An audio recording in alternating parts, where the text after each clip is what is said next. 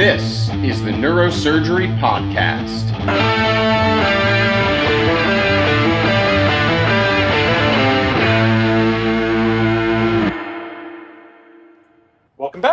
Welcome back. So, the first deadly sin and corresponding cardinal virtue is pride and humility.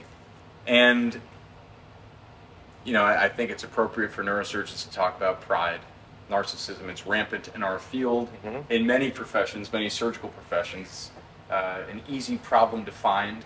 And what's interesting, before we really dive into this, I keep saying I've been doing a lot of reading for this. I've tried to find relevant quotes to make it a little fun for me, and pride goeth before a fall. That's the cliche one, the easy one. But what I have been trying to wrap my mind around thinking about pride is the Charlie Daniels Band. Oh. The devil went down to Georgia. Yeah. Right? And so one of my favorite lines, just because I love the internal rhyme, the sin of pride, the devil cried, is what will do you in.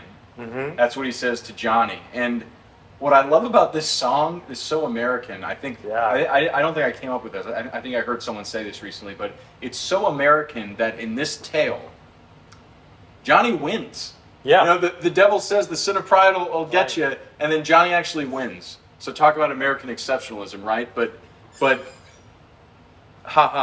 more importantly, the conversation to be had about pride in our world of neurosurgery, but again, our life as people on this earth is how it leads you astray. And the devil's advocate, right? Keanu Reeves. Oh, yeah. I'll win!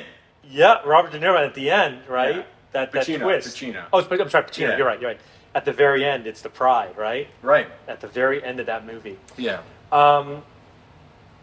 So it's so interesting because you couldn't possibly get to be a neurosurgeon without some element of, they're not synonyms, right? They're ego, confidence, pride, self-assuredness, self-esteem, all oriented towards the self, right? Very interesting. So again, I'm so fortunate we're doing this in my home, so I have all the props. If we were at your place, you'd have your props. So I have this. The next picture is actually a picture of me on Santa Monica Pier. This is Robert Ray. He was the first, one of the first, if not the first, reality show doctor. He had a plastic surgery show, the very first one. Very, very famous. He would do a lot of jiu-jitsu and karate, and he had black scrubs, which I picked up on. And pride and humility. Well, at the pier we're talking, and he was saying, Mike, I don't know how you do these spine surgeries, because he had done his internship at the Mass General. I think it's Mass General Brigham. And, in general surgery, you do all the rotations, right? We used to do all the rotations. And he said when he did spine, and he meant orthopedic spine, he said, Mike, there's just so much bleeding. There's so much bleeding involved. And I could never do it. And I think always like plastic surgery, it's so easy. But actually, it's not easy. But it is different. And so you need a certain amount of pride to do what we do. But can you have pride and humility together? Are they just the opposite ends of a spectrum? In other words, do you have humility that tempers the pride? And it's certainly one of my deadly sins. But could you advance far without pride? Well, that's exactly where I want to start, because I had some ideas for how these sins, again, as motivations, not actions, could manifest themselves in our worlds. And so I think an easy place to start, to bare my soul here, self-promotion, right? So we're doing it right now. Right, exactly. I'm a resident with a podcast, right?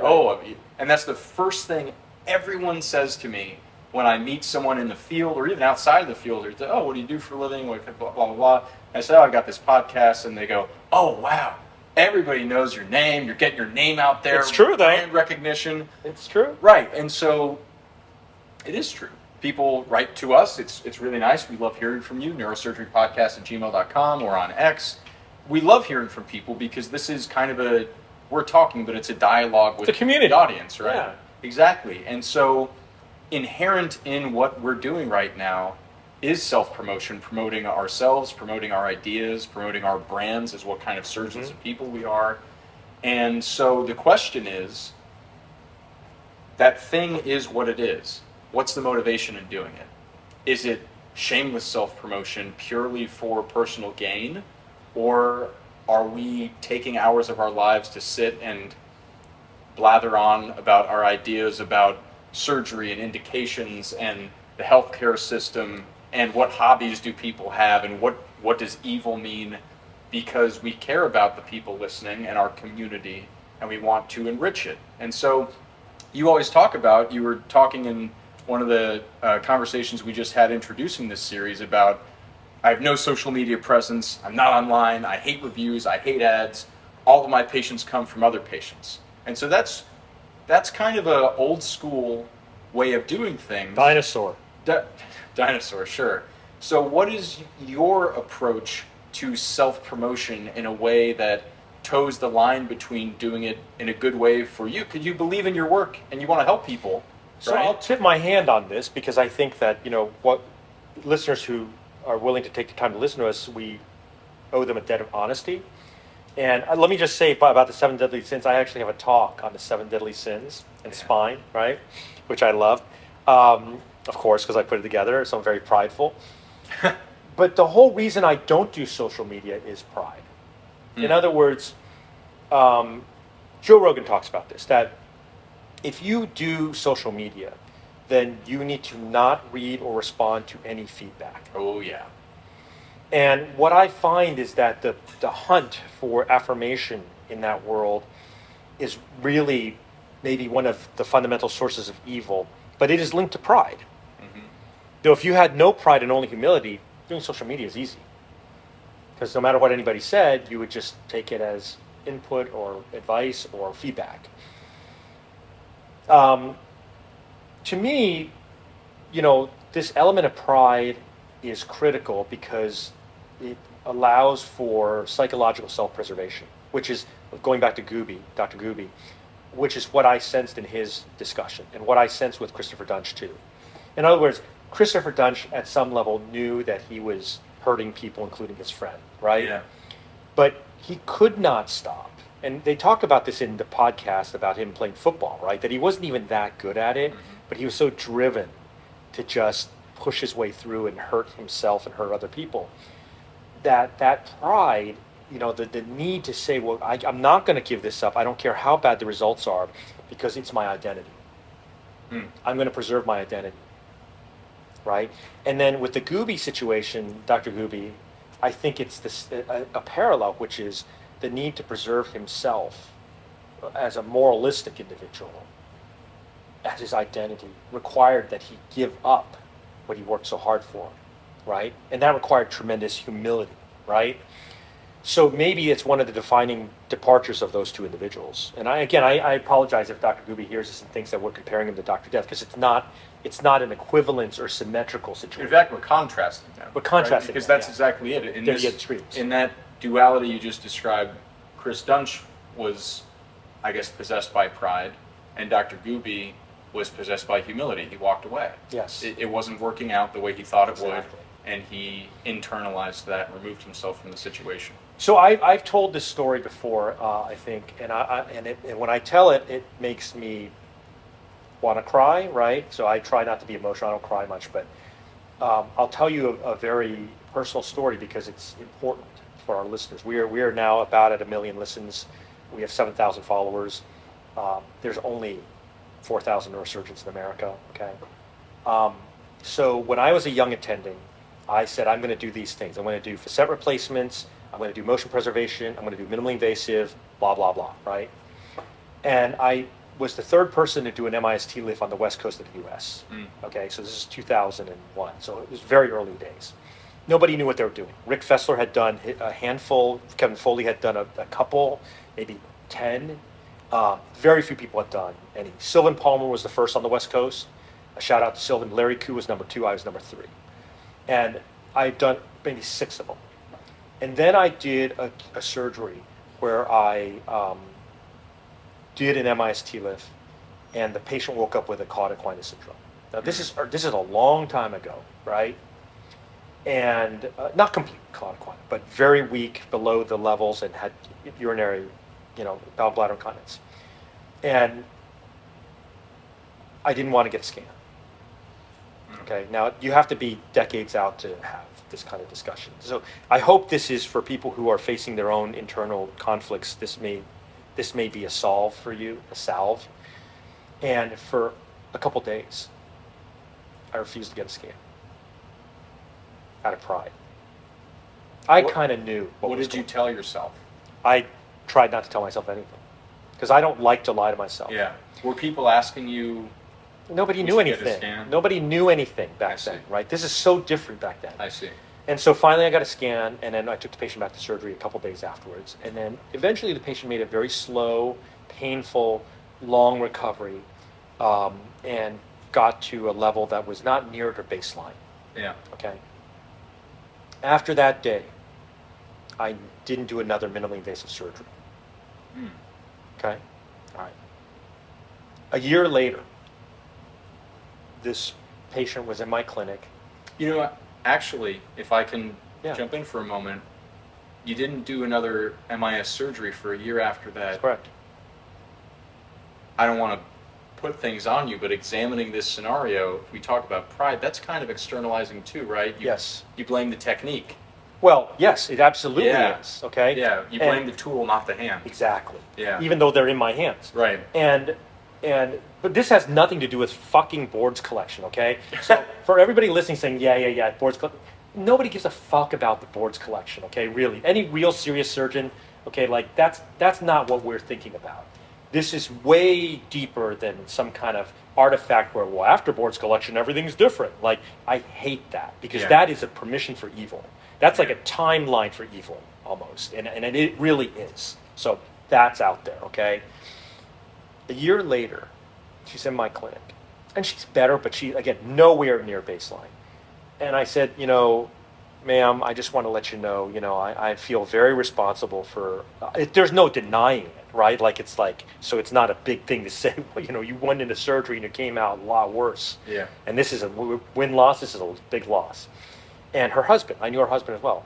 And, I want to let you know, you came to me, you knew that I was starting to build this kind of a practice. I was already getting kind of well known, even at that early age. But I haven't done those kinds of surgeries since your surgery in a year. I don't know why I said it to her. I was being very honest with her. It had nothing to do with fear of litigation, not fear of litigation. It was all about pride. Yeah. And she said to me, and this is not unlike, whether you're a Democrat or Republican, doesn't matter. What happened a week ago today is phenomenally important in our national psyche. However you choose to analyze the events of July 13th. Yeah. Because it's July 20th today. She says to me, why would you ever do that? And I said, well, is it not obvious, right? This woman had gone through a horrible year.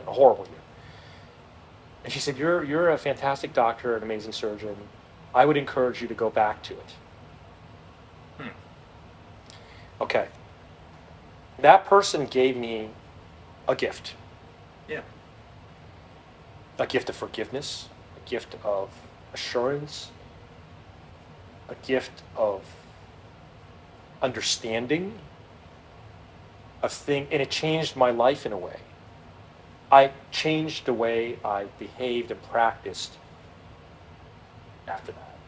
And of course, the rest, I did all kinds of stuff first, and I'm not trying to brag about it, but all kinds of first-in-man MIS stuff here in Miami and also at USC. And it changed everything. And it could have gone very differently. So to your point about is it free will or not, Yeah. I don't know. Is fate, is it just chance? Is it her being a good person? Maybe, I'm not saying that. I would call that heroic, what Yeah. she said to you. It was I can still see every detail of that interaction to this day, and it makes me sometimes I do break out crying. If I've been drinking, I will just start crying about it because I've seen over 70,000 patients, right? When I run into them, I know them. Like I actually what does that say about someone like me? I've just bared my soul in a way. But I probably couldn't even have this conversation 10 years ago, right? Yeah. Well, think about that heroic moment for that patient of yours who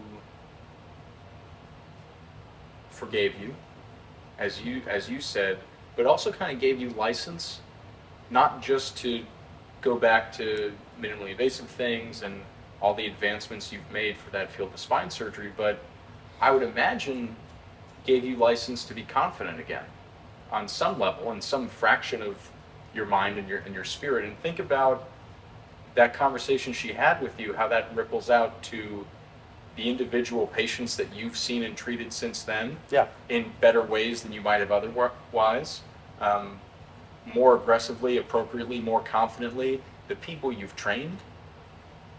From one tiny moment in your clinic where she said, why would you walk away from that? It's a crazy thing, because you could also say that I could have ended up like Dr. Ubi very easily, right? Yeah. So what are the factors that were different, right? But I think that when we talk about pride and humility, right, there is this sense that humility is a universal good. Yeah. And there is this sense that pride has a universal ability to empower evil acts, maybe is a better way to put it. And maybe pride's not the right word for this, what I'm talking about, but I think it's a great starting point, talking about the 7 deadly sins. Yeah. And it's interesting thinking about her putting you back on the horse, everything that comes from it. And as you said, even now sitting here, very humbly, you said, I went on to do all these first in human things, which is true. Well, I'm not being humble in saying that. Right. But, But it's true. If it's true, it's true. And you're not in a position in your career, or certainly in this setting, where you're like, look at me, Yahoo. Like, it's a fact. And that may not have happened if she hadn't given you that blessing. Definitely right? would have happened. And so you went on to push the field. You advanced things technically and technologically that maybe someone else would have when the time comes for railroads, they build the trains, right? But you're the one who did it your way, with your influence, and you're the one who has trained so many generations of residents and fellows in your way of doing things, not just with your hands, but your way of dealing with people. And this other aspect of pride or humility is getting credit for what you do. Right? Because there's the look at me, come to my clinic, buy my product, listen to my podcast. But there's also this strange dichotomy in any field, in any hierarchy. There's people who are behind the scenes, making things happen, keeping joints greased, making sure the lights come on when you flip the switch. And then there's the people who are out front, being the face of the organization. And I don't want to draw that dichotomy as the people out front are prideful, the people behind the scenes are humble, because there's dichotomies within dichotomies.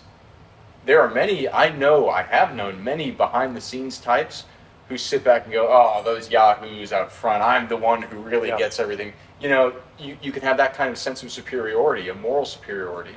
And then there are people who are the face of situations, like a good press secretary who just goes out and just takes it and takes it, and stone faces and takes it, and they're a shield, right? And so you've been in and out of organized neurosurgery, organized spine surgery. You've seen it all. You've been behind the scenes. You've been the face of organizations. How do you thread that needle for when it's appropriate to demand credit for something, and when maybe it's a phase of career thing, but you seem very comfortable sitting back and letting other people get acclaim. I've been very lucky that I have great friends out there that support me, so I don't have to really ask for anything. I really make a habit of not asking for things. But the true heroes, like in our field, the ones at the cutting edge, tip of the spear, in minimally invasive, obviously, your mentor, Rick Fessler, Kevin Foley, right? These folks, Frank Phillips, there's so many of them out there. And it's not easy, because when encountered with this type of scenario that I was just describing, this clinical vignette, if you want to call it that, this teachable moment, you're always in that scenario where you are unsure because there is no roadmap that's detailed enough to help you. And it is also true that for the true pioneers, they don't usually give you all the granular detail because maybe it's too painful, maybe they don't want you to have it, maybe it's proprietary, maybe it's competitive. but maybe it's hard to explain, or they feel like people just won't get it when you're at that very, very tip of the spear. And so when I look at my scenario, I say, well, look, I've been so lucky because people just lift me up. People like Praveen Mumanini out there, right? People like Adam Cantor, people like Juan Uribe, they're always lifting me up. So I don't have to ask for more light. People like you, right?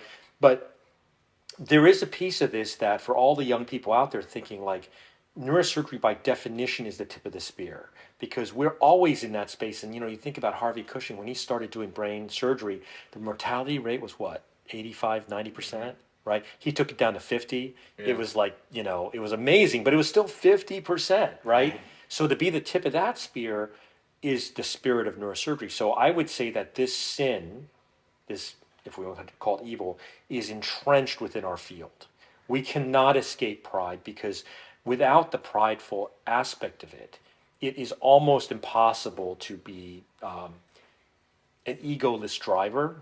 Yeah, right? Because I would say, and we talk about this a lot, sometimes as a punchline to a joke, sometimes when we're being serious about things, we talk about the artisanal, the craftsman, the non-scientific side of what we do. Yeah. We always say neurosurgery, no level 1 recommendations except steroids and head trauma.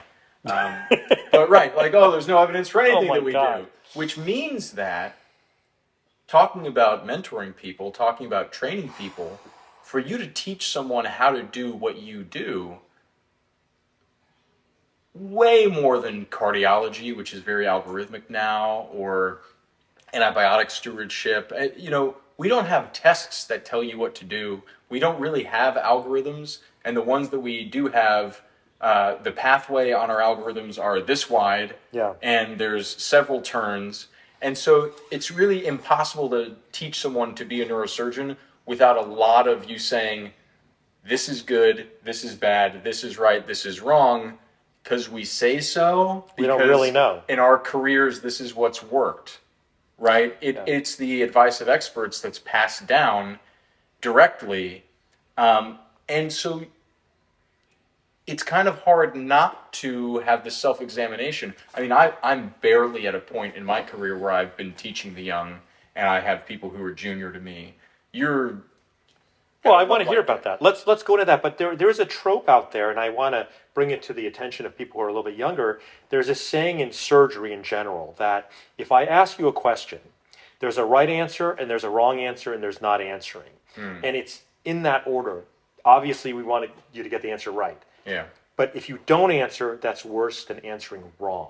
Right. Because you have to make a decision. Yes. Right? So now you're faced with, you have a PGY 2 or 1 under you? I have 1, 2, and 3. Okay, so you got 1, 2, and 3 under you. So you're 3 years above the next guy below you. Yeah. So you truly are their intellectual, or I should say, professional superior. Professional superior, formally in a hierarchical role, and more experienced. That's where I would leave it. Right. So how do you deal with that? Like how do you teach them, and how much pride do you tolerate? Like, you don't want to take all of their pride, right?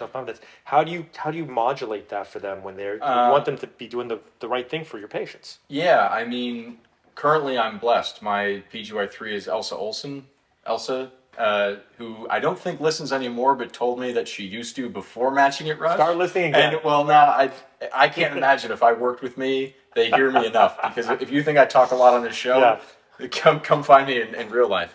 But I'm blessed with her because she's phenomenal. She is a truly very strong resident. What's she going into? She wants to do skull base, vascular, that kind of thing.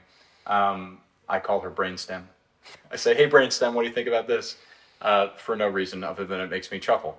But setting aside her intelligence, she's hardworking, she has a moral core, good resident, all those things that you want, very teachable. And that is another quality that I don't think we talk enough about, but she's very teachable, and so I'm lucky with that. And what I'm trying to do, this is on the fly, no one teaches you how to teach people, and there's no mentor for mentoring, but I try to, the way I talk with her when we staff consults and she runs things by me, or even when we're in the OR, I'm trying to turn her from a junior resident into a senior resident as someone who just became a senior resident. and I'm trying, like we try to turn the interns into a PGY2. I'm trying to get her to think more in a managerial way, in a big picture way, not just this is what I would recommend.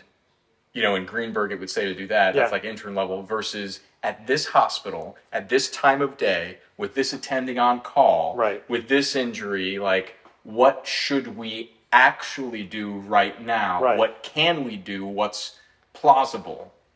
And to communicate that in a succinct way that sounds confident and professional. So that's a very different level versus an intern who started 3 weeks ago that's like, you should get a CT scan, right? So I'm going to coin a new term. What? Like there's IQ, intelligence quotient. There's EQ, which is emotional quotient. There's going to be an NQ, which is the neurosurgery quotient. Right? So you're trying to teach her the neurosurgery quotient. Yeah. What are you actually going to do in this scenario? Right. And again, not just what's on a multiple choice test like written boards, but right now, in this building, who's on call, what time, what should we actually do next? Yes. Not in a book, but here in life. And so again, interacting with her, there's things that she knows more about than I do because I'm not interested in them, and so she reads every paper about this, I read every paper about that. There's stuff she's more knowledgeable than me about, but I'm infinitely more experienced, right? There's almost no scenario where I'm not going to know a better thing to do than her. Yes. And so it is hard for me to not sit back and be like, I know so much more than you, right? Like I consciously try to avoid doing that. So I think one of the great sources of evil that comes out of this sin, right?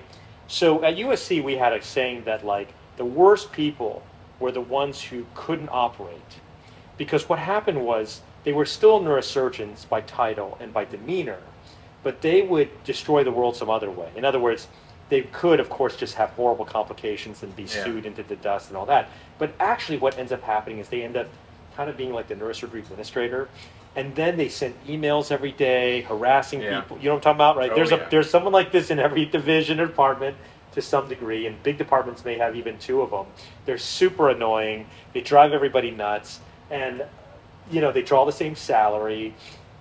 So pride keeps them from just saying, well, this is not the right field for me, and I should just be like a doobie and go, to the mountains. And then they just make everybody else's life hell. Yeah, or they stop surgeries from happening. Yes. Right? Because they got to be written down. Yeah. Right. That's right. And so, much like you have to have the capacity for evil to not be evil, to do good, because you have to have the capacity to act, right? Agency. You have to be able to do a surgery to, I think, really recommend against it. Yes. Because if I'm not capable of doing a corpectomy and stabilizing it for some fracture, and I say, well, that's not the surgery you're getting, but it's the ideal surgery for them, I should be able to do everything. And so then the surgery I offer to someone, the plan I offer to someone, to a patient or a family member or whoever, should not be based on limitations. It should be based on the right thing for that patient.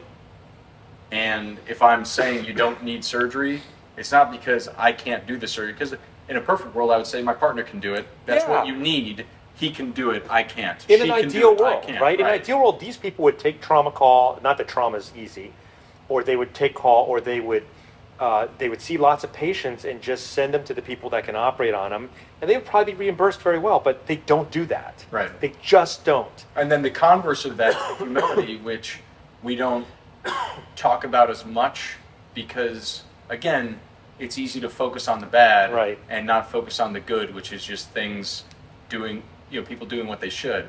Another phenomenon in surgery is that you only do for elective. In the elective world, you do the things you can do, right? And we all will, I'll say I will find, you have found in your career, you find your lane and your pocket, right? And you're like, these are the things I'm really good at. I'm good at picking people for it. I'm good at executing. I'm good at managing it pre and post-op. I'm good with them in the clinic. And you find your pocket. Like, this is my toolkit, right? Yeah. For the elective cases you want to book, and if you're humble enough and you're not possessed by pride, you kind of just naturally, your practice becomes, it evolves into what it is. And it's built around the things you can do safely with good outcomes. And you see that also in age. Like as surgeons age out. There's this whole thing about the aging surgeon. I don't know Yeah. if you follow it. Like where do you compartmentalize your practice, and is that a problem of pride, right? In Yeah. other words, when are you ready to step back? You don't do the big cases, don't do the long cases, you don't do cases at all. It is really truly a matter of pride that we see the problems that we see, you know? Yeah, and again, as we're going to see with all of these sins, but I think perhaps most relevantly for pride for us as neurosurgeons, you can really become possessed by it. It'll keep you from doing the right thing. It'll keep you doing wrong things, and it can make you very unhappy with your job and with the life that you find for yourself. Milton wrote in Paradise Lost, when Satan has fallen, the mind is its own place, and it can make of itself a heaven of hell or a hell of heaven, right? And so these really are internal states where if you feel you aren't getting what you think you deserve, or somebody else is getting ahead, then you can be quite miserable. And that misery, that mismatch between what you feel you're owed and what is actually happening around you can lead you to, I think, on the path of evil. So what's the next thing we're going to talk about on the next episode? Next up, we're going to be talking about envy, which I guess is perhaps appropriate, thinking about that comparison for what you think you're due. Envy and the corresponding virtue of love. Excellent. Coming next.